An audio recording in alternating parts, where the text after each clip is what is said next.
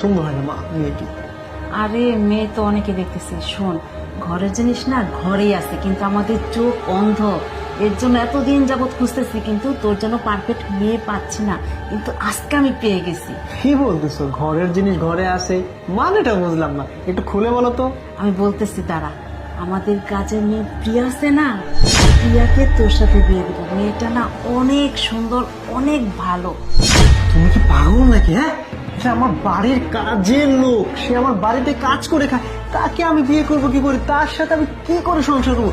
মা, এটা কোনোভাবে সম্ভব না, আমি ওকে বিয়ে করতে পারবো না। আর তুমি এটা মাথায় আনছো কি করে? হ্যাঁ, তুই বুঝবি না, কারণ মেয়েটাকে শোন, মেয়েটা অনেক ভালো, 5 ওয়াক্ত নামাজ পড়ে, কাজকর্ম সব কিছু এত সুন্দর করে, কথাবার্তা আচার ব্যবহার সব কিছুই ভালো।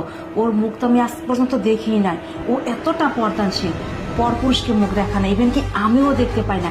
আজকে রাস্তায় একটা অকারেন্স হয়েছে, ওর মুখ খসে পড়ছে, তখন আমি গিয়ে দেখে ফেলছি। ও যে এত সুন্দরী তুই ভাবতেই পারবি না। শুধু সুন্দর না, ওর ব্যবহারটা না অনেক ভালো। যাই হোক বাবা, শিক্ষিত মেয়েও পাওয়া যাবে, ভালো ফ্যামিলিও পাওয়া যাবে, কিন্তু তাদের মন মানসিকতা যদি ভালো না হয়, তুই সংসার জীবনে কখনোই সুখী হবি না। আমি মা হয়ে তোকে হ্যাঁ বলছি। বুঝতে পেরেছি। ঠিক আছে, ডাক দিচ্ছি। হ্যাঁ প্রিয়া, প্রিয়া। জি স্যার, আপনি আমাকে ডাকছেন? হ্যাঁ তোমাকে ডেকেছি, এদিকে আসো।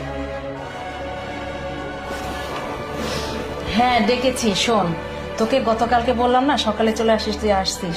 আর তুই বলছিলি না যে আমাদের মতো বড়লোক ছেলে কখনো গরিব ঘরে মেয়েকে বিয়ে করে না। কিন্তু আমি কি সিদ্ধান্ত নিয়েছি জানিস? আমার ছেলে আরিফের সাথে আমি তোকে বিয়ে দিব। এটাই আমার শেষ সিদ্ধান্ত, আমি আমার ডিসিশন নিয়ে নিছি। কি বলছেন ম্যাডাম? আপনার ছেলে কেন আপনার বাড়ির কাজের মেয়েকে বিয়ে করবে বলেন? দেখো প্রিয়া, তোমার ব্যাপারে আমি অত কিছু জানি না, কিন্তু মা আমাকে সবকিছু বলেছে তোমার ব্যাপারে। তুমি দেখতে অনেক সুন্দর, 5 ওয়াক্ত নামাজ পড়ো, পর্দা করো, তারপরে তুমি তোমার এই চেহারা অন্য কাউকে দেখাওনি। আরো তোমার চলাফেরা, আচরণ, মানে সবকিছু মিলিয়ে আমি মার মুখে যখন শুনেছি তখন আর না করতে পারিনি। আসলে তো এমন মেয়েকে যদি পাই তাহলে তো ভাগ্যের ব্যাপার। তুমি যদি রাজি থাকো তাহলে আমাদের পক্ষে আর কোনো না নেই, আমি রাজি। দেখুন স্যার, আমিও আপনাদের প্রস্তাবে রাজি, তবে একটা শর্ত আছে।